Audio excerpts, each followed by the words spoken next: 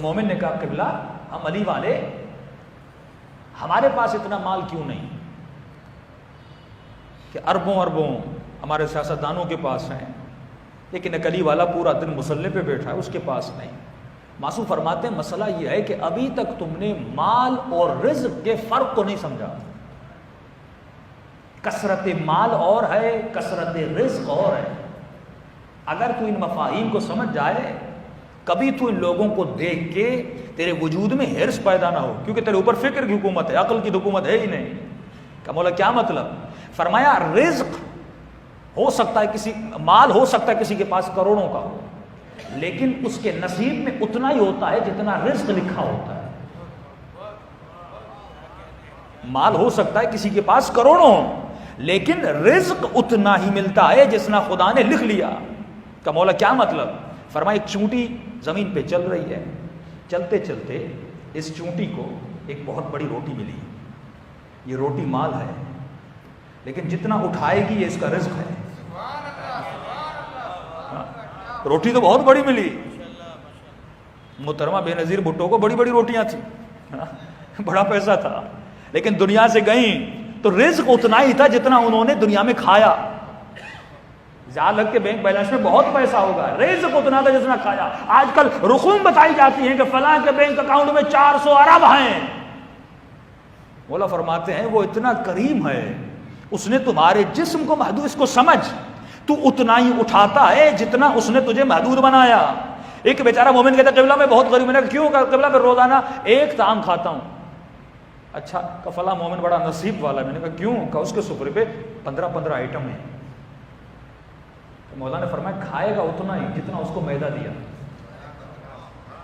اس کا پیٹ اللہ نے محدود رکھا، یہ جسم محدود ہے، اس سے زیادہ آپ نہ کھا سکتے ہو نہ پی سکتے ہو، اتنا ہی ڈالو گے جتنا اللہ نے جگہ دی، اتنا ہی اس نے رزق رکھا۔ چاہے آپ کا پورا کمرہ گندم سے بھرا ہو، لیکن جتنا رزق اتنے لکھا ہے اتنا ہی تمہارے نصیب میں آئے گا، باقی تمہارے نصیب میں ہے ہی نہیں۔ یہ انسان کی آنکھوں کا دھوکہ ہے کہ وہ مال کو اپنا رزق سمجھتا ہے، کثرت مال رزق نہیں ہے، جتنا اس نے لکھا وہ تمہارا رزق ہے۔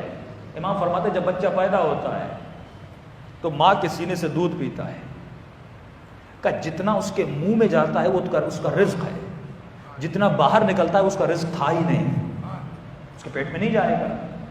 پھر امام فرماتے ایک مومن ہے، اس کا گھر جو ہے، آج کل مومنین اسی پہ بڑا غبطہ کھاتے ہیں، مولانا ہمارا گھر چھوٹا ہے، ہم 100 گز کے گھر میں ہیں اور فلاں کا گھر 500 گز کا ہے، کیونکہ عقل نہیں ہے، اس کے اوپر فکر غالب ہے۔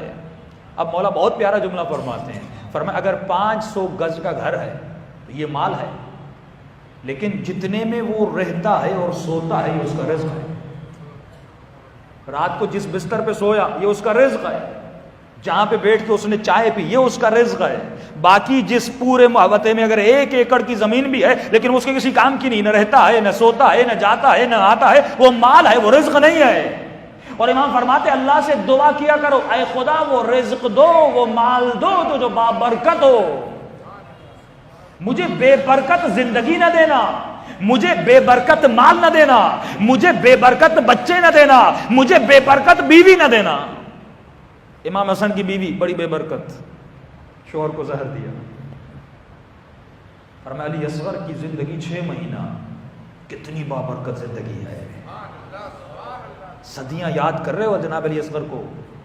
فرمایا کربلا کتنی بابرکت تھی، حسین کی زندگی کتنی بابرکت ہے، اہل بیت کی زندگی کتنی بابرکت ہے۔ وہ تو 60 سال 40 سال 50 سال حسین، اہل بیت حسین اور ان کے دشمن جی کے چلے گئے، لیکن ان کی زندگی میں برکت کہاں ہے؟ آج جاؤ ان کی قبروں پر، نہ کوئی فاتحہ پڑھنے والا نہ کوئی یاد کرنے والا، لیکن ایک مومن تھوڑی سی زندگی گزار کے جائے، لیکن ایسے گزارے جیسے علی ابن ابی طالب نے بنائی، تو مولا فرماتے ہیں مرنے کے بعد بھی ہم اس کی زندگی کو بابرکت بنا دیتے ہیں، یعنی مرنے کے بعد بھی اس کو رزق مل رہا ہے۔ سبط جعفر صاحب زندگی بابرکت ہے کہ نہیں؟ اے مومن غبطہ کھائے بھائی، یہ کاش ایسی شاعری نہ کرتے، ایسا کریکٹر نہ رکھتے، نہ مرتے، شہید نہ ہوتے، تو اگر ایسے نہ بنتے تو آج ہر مجلس میں ان کو یاد کیا جا رہا ہے۔ یعنی جب خود تھے تو اپنے لیے ثواب کما رہے تھے، اب خود نہیں ہیں، مومنین ان کے لیے ثواب بھیج رہے ہیں۔ یہ زندگی بابرکت ہے کہ نہیں؟ اسے کہتے ہیں زندگی بابرکت، اسے کہتے ہیں مال بابرکت، اسے کہتے ہیں دعا کرو اے خدا بچے دو تو بابرکت بچے دو۔ وہ بچے کس کام کے کہ 7 بیٹے بن جائیں لیکن ایک بیٹا بھی حسین کے کام نہ آئے،